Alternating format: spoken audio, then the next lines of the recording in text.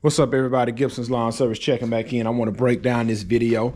As y'all know, I went and looked at a property where the guy's backyard was overgrown, and I told him it'd be $3,000 to get the backyard in shape, and he told me I was crazy.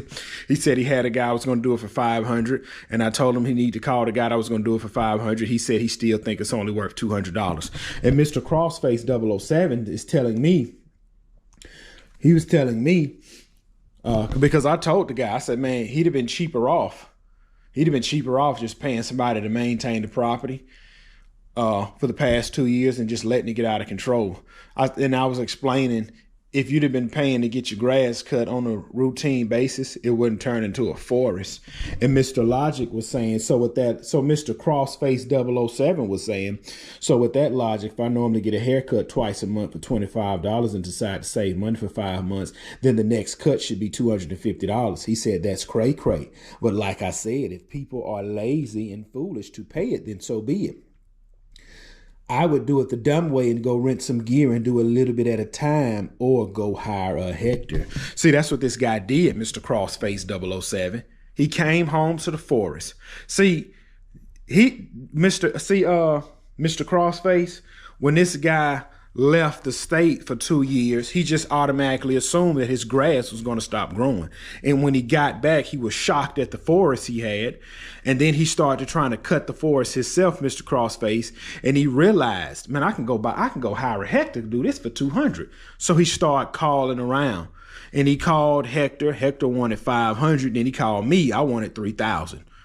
And I told him, you need to call Hector back immediately. And that's what Mr. Crossface thinks. Mr. Crossface think he can get a Hector over there for peanuts. See, Mr. Crossface say he can rent the gear, hire Hector, then treat myself to a nice vacation when it's done. That's Mr. Crossface logic. And I told Mr. Crossface, I said, so hiring a Hector that is crazy and foolish too. I said, so hiring a Hector that is crazy and foolish to work for cheap and free is your logic. Yeah, we don't work for cheapskates like you. We start businesses to make money, not break even. And Mr. Crossface responded with, okay, make sure you keep that same energy when you go get your house or your vehicle or medical bill. Mr. Crossface, do you see how houses have tripled in the past years? How do you think people how do you think people afford mortgages nowadays? They're not affording mortgages off of low income. They're buying mortgages from jobs that pay them a good salary, and business owners are able to buy equipment from making profits, not taking losses, Mr. Crossface. Then Mr. Crossface also said, it's not being cheap, it's called money management. So you can manage your money, but you can't manage your estate. Okay, let's move on.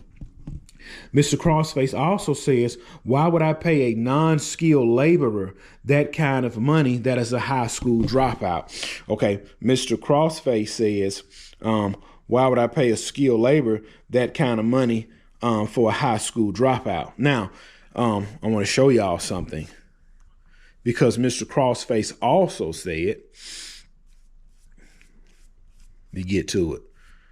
See, he done exposed himself and he don't realize what he's done.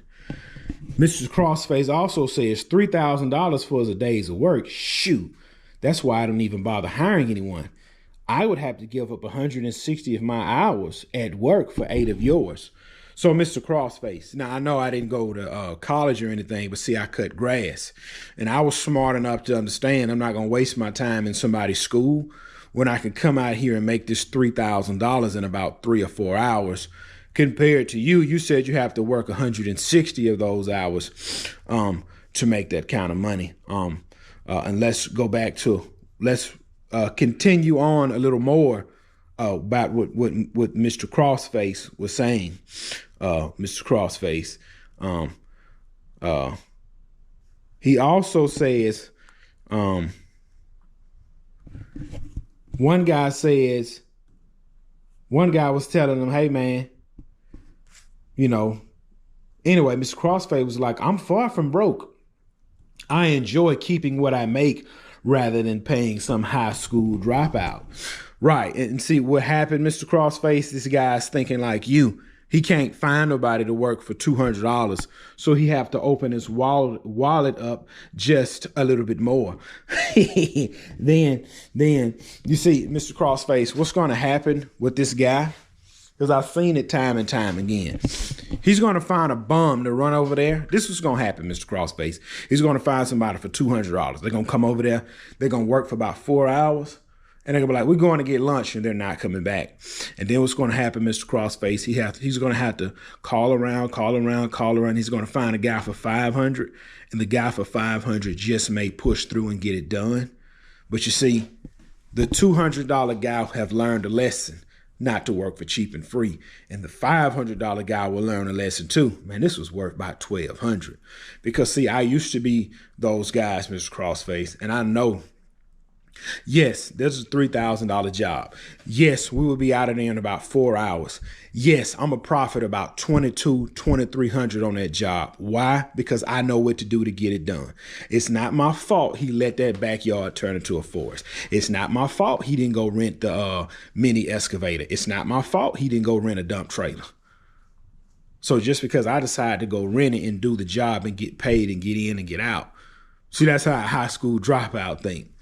So that's how a high school dropout think. You let your backyard turn into a forest. We charge you $3,000, and most people pay it because they don't want to fool with it. And then we listen to guys like you, Mr. Crossface, who says it takes them 160 hours to make $3,000. Side note: the average lawn guy make $1,000 a day cutting grass.